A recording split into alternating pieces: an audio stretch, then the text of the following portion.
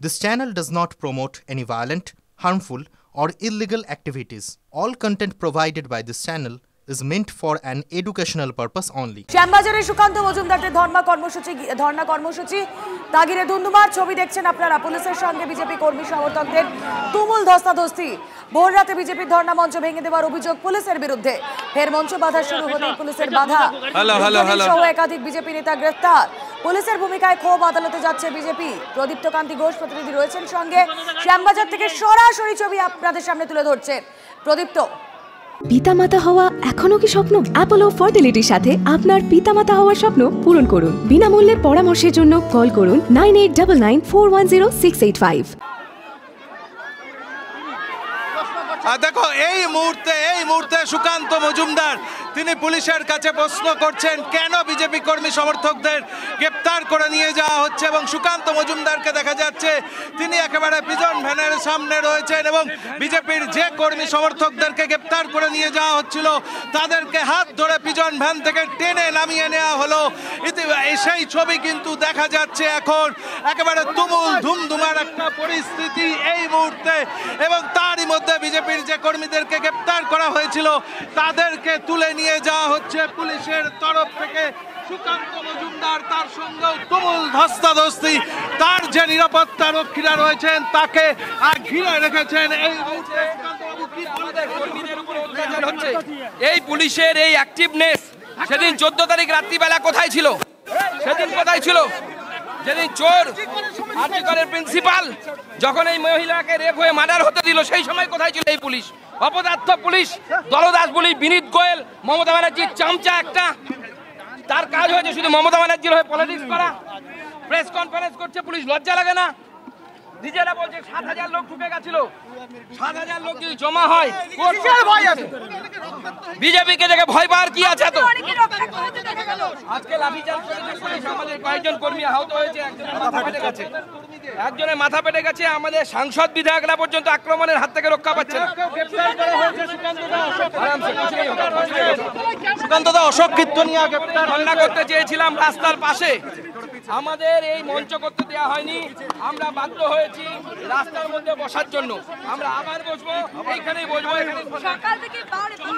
সুকান্ত মজুমদার তিনি কিন্তু আবারও এই রাস্তার মধ্যে বসে গেলেন, ভূপেন বোস এভিনিউতে আবারও বসে গেলেন, এবং তাদের বক্তব্য যেহেতু কাউকে বসতে এখান থেকে তুলে নিয়ে।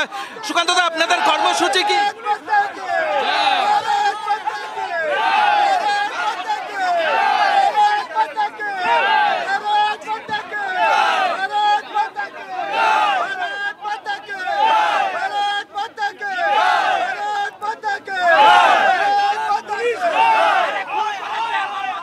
জেনে গেছে জনতা।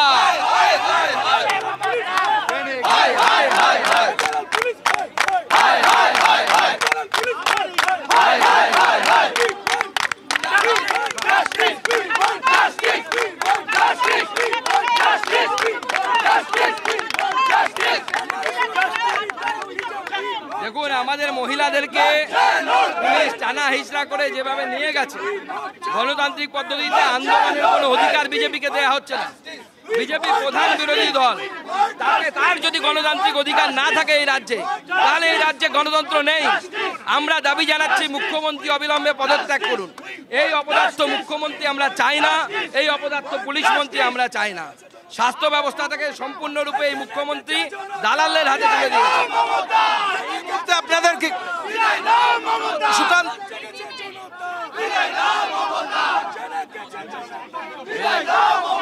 সুকান্ত মজুমদার তিনি স্পষ্টতই জানিয়ে দিলেন যে তাদের এই আন্দোলন কর্মসূচি কিন্তু চলবে, এটা স্পষ্ট করে দিচ্ছেন সুকান্ত বাবুরা। আর তার কারণ তাদের বক্তব্য যেভাবে তাদের অবস্থানের ওপরে হামলা চালানো হয়েছে, পুলিশ বারংবার তাদের কর্মী সমর্থকদেরকে গ্রেপ্তার করেছে, ধরপাকড় করেছে, তার প্রতিবাদেই তারা আবারও রাস্তাতে বসেছেন এবং একটাই তাদের দাবি মুখ্যমন্ত্রীর পদত্যাগ। সেই দাবিতেই তারাই অবস্থান কর্মসূচি করছেন। সেটা একেবারে এই মুহূর্তে রাজপথে শ্যামবাজার পাঁচমাথার মোড় কিন্তু কার্যত ধুমধুমার পরিস্থিতি পুলিশের তরফ থেকে। এবং কি দেখা গেল সুকান্ত মজুমদার তিনি নিজে নেতৃত্ব দিলেন। বিজেপির যে কর্মী সমর্থকরা ছিলেন যাদেরকে গ্রেপ্তার করে নিয়ে যাওয়া হচ্ছিল তাদের মধ্যে কয়েকজনকে তিনি হাত ধরে টেনে নামে আনলেন। এবং এই মুহূর্তে বিজেপির রাজ্য সভাপতির নেতৃত্বে বিজেপির অন্যান্য পদাধিকারীরা তারা রাস্তায় বসে প্রতিবাদ করছে। আসল মিথ্যাটাকে সামনে এনে সত্যটাকে লুকিয়ে দেওয়ার জন্য আমি সবাইকে অনুরোধ করব, দরকার হলে দল আমাদের পক্ষ থেকে আমরা কি বলছি, সাধারণ মানুষ কি বলছে যেটা সত্য, সেই সংবাদগুলো আপনারা গুরুত্ব দিয়ে দেখবেন। আজকাল মনে রাখবেন, সোশ্যাল নেটওয়ার্কের সব সংবাদ সত্য নয়। সাইবার ক্রাইম একটা বড় অপরাধ হয়ে গেছে। কোনো ঘটনাই ঘটেনি, অথচ ভিডিও করে ইউটিউবে কেউ কেউ পয়সা কমানোর জন্য, পয়সা কামানোর জন্য, রাজনীতি করবার জন্য বিভিন্ন টাকা দিয়ে ডিজিটাল প্ল্যাটফর্ম তৈরি করেছে, যারা পলিটিক্যাল পার্টি স্পন্সর্ড, বিজেপি এবং সিপিএম। এবং বিশেষ করে তারা কি করছে, টোটাল মিথ্যে ঘটনা বানিয়ে। এআইটা কি জানেন? এআইটা হচ্ছে আজকের দিনের সাইবার ক্রাইমের সবচেয়ে বড় ক্রাইম, আর্টিফিশিয়াল ইন্টেলিজেন্স। এটা মনে রাখবেন, এআই। ধরুন আমি গেলাম না, আমি বললাম না, কিন্তু পুরোপুরি আমার ছবি দেখিয়ে আমার গলার স্বর নকল করে নানা রকম কথা বলতে পারে। এই যুগটা অন্য যুগ, এটা কলিযুগ মনে রাখবেন। কতকগুলো নেতা, কতকগুলো নেত্রী ইদানিং তৈরি হয়েছে, যারা স্বাধীনতা আন্দোলনেও ছিল না, যারা দেশের ভালো মন্দে নেই, যারা যখন উন্নাওতে ঘটনা ঘটে তারা প্রতিবাদ করে না, যখন বিলকিস বানুর ঘটনা ঘটে তারা প্রতিবাদ করে না, যখন উন্নাওতে ঘটনা ঘটে, হাতরাসে ঘটনা ঘটে তারা প্রতিবাদ করে না, যখন অ্যাথলেট রেসলার সাক্ষীকে বিজেপির লোকেরা অশালীন আচরণ করে তখন তারা চোখে দেখে না। এমনকি আমাদের রাজার ভবনে যখন তার আন্ডারে কর্মরত মহিলা শ্রমিক, মহিলা কর্মচারী নির্যাতিত হয় তখনও তারা চোখে দেখে না, রাস্তায় নামে না, একটা কথা বলে না। আর আজকে একটা দুর্ভাগ্যজনক ঘটনা ঘটেছে, বেদনাদায়ক ঘটনা ঘটেছে, মর্মান্তিক ঘটনা ঘটেছে। এটা আমরা কেউ সমর্থন করি না। প্রথম দিন ডে ওয়ান থেকে আমি বলে আসছি, দোষীদের শাস্তি হোক এবং এমন শাস্তি হোক, শাস্তি মানে ফাঁসি হোক। আমরা রাজ্য সরকার ফাঁসির পক্ষে। আমাদের পুলিশ যে তদন্ত শুরু করেছিল, আমি গিয়েছিলাম ওদের বাড়ি কবে? সোমবার। ঘটনা ঘটেছে কবে? শুক্রবার। আমি তখন ঝাড়গ্রামে ছিলাম। আপনাদের বুঝিয়ে বলি ব্যাপারটা। আমি ঝাড়গ্রাম থেকে আস্তে আস্তে, আদিবাসীদের প্রোগ্রাম ছিল, ওয়ার্ল্ড ট্রাইবেল ডে, আমি ওটা করে যখন রাস্তায় এলাম, আমি পুলিশ কমিশনারের কাছে মেসেজ পেলাম, সে ততক্ষণে আরজিকর হসপিটালে পৌঁছে গেছে। সে আমাকে ঘটনার বিবরণ দিল এবং তৎক্ষণাৎ তার বাবা মার সাথে আমাকে কথা বলিয়ে দিল। আমি বাবা মাকে কথা দিলাম, এই ঘটনা আমরা নিন্দা করি এবং এই ঘটনার ফাঁসির ব্যবস্থা যাতে হয় কলকাতা পুলিশ তাই করবে, রাজ্য সরকার কলকাতা পুলিশকে সর্বরকম সাহায্য করবে। এরপর ধরুন একটা মানুষের বাড়িতে কাজ থাকে, একটি মেয়ে মারা গেছে দুর্ভাগ্যজনকভাবে, সোমবার তাদের বাড়িতে নিশ্চয়ই কোনো কাজ ছিল। সেই জন্য আমি ফ্যামিলিটাকে ডিস্টার্ব করিনি। আমি এই রবিবার কাজ ছিল, শনি রবি 3 দিনে, আমি সোমবার দিন তাদের বাড়িতে গিয়েছিলাম কলকাতা পুলিশ কমিশনারকে নিয়ে। কলকাতা পুলিশ কমিশনার কাজের দিন যে তদন্ত করেছে, তদন্ত চলাকালীন তদন্তের ভেতরকার এভিডেন্স মিডিয়া ট্রায়ালের জন্য বাইরে আসতে পারে না, কে ধর্ষিতা হয়েছে তার নাম বাইরে বলতে পারে না, তার মৃতদেহ দেখাতে পারে না। তাই তারা যত ছাত্রছাত্রীরা বলেছে আরজি করেন জুডিশিয়াল ম্যাজিস্ট্রেটকে নিয়ে আসুন, তার আন্ডারে পোস্টমর্টম হবে। কলকাতা পুলিশ তাই করেছে। তারা বলেছেন যা যা কলকাতা পুলিশ প্রত্যেকটা ছাত্রছাত্রীদের গুরুত্ব দিয়ে তাদের সব কথা মেনে নিয়েছে। ভিডিও করেছে, পুরোটা ডিএনএ টেস্ট করতে পাঠিয়েছে, ফরেনসিক টেস্ট করেছে, ডগ স্কোয়াড পাঠিয়েছে, যা যা করা দরকার ক্রিমিনালদের ধরবার জন্য সিসিটিভি ফুটেজ থেকে শুরু করে প্রাসঙ্গিক আশেপাশের যত এভিডেন্স। সারা রাত ওরা ঘুমায়নি, কারণ রাত 2টো পর্যন্ত আমি ওদের সাথে কন্ট্যাক্ট রেখেছিলাম। মনে রাখবেন, মেয়েটির ডেড বডি যখন তার বাবা মা নিয়ে গেছে, কলকাতা পুলিশে স্কট করে নিয়ে উত্তর 24 পরগনা ব্যারাকপুর কমিশনারেটকে দিয়ে সেই ডেড বডি তাদের বাড়িতে পৌঁছেছেন।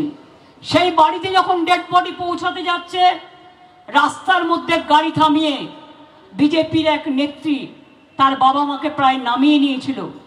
তখন পুলিশ আবার হস্তক্ষেপ করে তাদের তালতলা থানায় এফআইআর করিয়ে তাদের বাড়িতে বডি পৌঁছে আসেন। আমি বলেছিলাম যতক্ষণ না শেষ কৃত্য হবে, শ্মশান মানে পরিবারের কথা শুনে আমাকে কিন্তু টাইম টু টাইম মেসেজ দেওয়া দরকার। আমি জেগে আছি, কারণ আমার হৃদয়টা জ্বলে পুড়ে যাচ্ছে, আমি এই ঘটনা সহ্য করতে পারছি না। শুনুন, আমি রাজনীতি করি, কিন্তু রাজনীতি করবার আগে আমি একজন মানবিক মানুষ। আমি আজ পর্যন্ত জীবনে কোনো ক্ষতি কারো করিনি। মনে রাখবেন, সিপিএম যেন ভুলে না যান, বুদ্ধদেব বাবু মারা গিয়েছিলেন, আমি একটি কথাও বলিনি। ক্ষমতা চলে যাওয়ার পর আমি বারবার তার বাড়িতে দেখতে গেছি, পলিটিক্যাল বিরোধী হলেও আমি হসপিটালে দেখতে গেছি, এবং মৃত্যুর সময় খবর পেয়ে আমি সেখানেও দৌড়ে গেছিলাম। আমাদের মিনিস্টাররা একেবারে প্রত্যেকটা কাজে বিধানসভা থেকে শুরু করে সব জায়গায় ছিলেন। বলুন তো, হাজরায় যখন আমাকে মেরে ফেলতে গিয়েছিল, কারা করেছিল? ক্ষমতায় কে ছিল? জোরে বলুন, কে ছিল? 92 সালের দাঙ্গায় যখন অনেক লোক মারা গেল, সিপিএম লুকিয়েছিল। আমি গিয়েছিলাম রাইটার্স বিল্ডিং এ, জ্যোতিবাবু বুদ্ধবাবুদের সাথে দেখা করে বলেছিলাম কিছু করতে হবে কিনা বলুন, এটা আমার অপরাধ? আমি হিন্দু এলাকায় গেছি, ওরা আমার গাড়ি ঘিরে ধরেছে। আমি মুসলিম এলাকায় গেছি, ওরা আমার গাড়ি ঘিরে ধরেছে, কিন্তু আমি ভয় পাইনি। আমি 6 দিন ধরে রাস্তায় ছিলাম এবং মানুষকে রিলিফ দিয়ে বেরিয়েছি। সিপিএম এর ক্ষমতা হয়নি। জিজ্ঞেস করুন, অনিতা দেওয়ানের ঘটনা, ডক্টর অনিতা দেওয়ান ডাক্তার ছিলেন, গণধর্ষণ হয়েছিল বানতলায়, কার আমলে ঘটেছিল? জোরে বলুন। বানতলা থেকে ধানতলা কার আমলে ঘটেছিল? কুচবিহারের নার্স বর্ণালী দত্তকে খুন করেছিল কার আমলে? সিঙ্গুরে তাপসী মালিককে পুড়িয়ে ধর্ষণ করে হত্যা করেছিল কার আমলে? নন্দীগ্রামে মেয়েদের উপর গণধর্ষণ হয়েছিল কার আমলে? নন্দীগ্রামে গুলি চলেছিল কার আমলে? রঘুনন্দন তিওয়ারি মারা গিয়েছিল গুলিতে কাদের আমলে? টিচার বিমলা দে, কুচবিহারের রবীন বিমান হায়দার, শান্তিপুরের গুলি চালনা, রাজারহাটের গুলি চালনা, সারা বাংলা জুড়ে কঙ্কাল পড়ে আছে। আমরা সবাই জানি তাদের মুখে এত বড় বড় কথা শোভা পায় না। হ্যাঁ, আপনারা যদি শুধু সিম্প্যাথি জানাতেন, পরিবারকে সমবেদনা জানাতেন, আমার কোনো কথা বলার ছিল না। এবার বলি, বিজেপি বন্ধুরা, বিলকিস বানুদের পরিবারকে হত্যা করেছেন কারা? বিজেপি। উন্নাওতে ঘটনা ঘটিয়েছে কে? হাথরাসে ঘটনা ঘটিয়েছে কে? কাল মধ্যপ্রদেশে যে ঘটনা ঘটেছে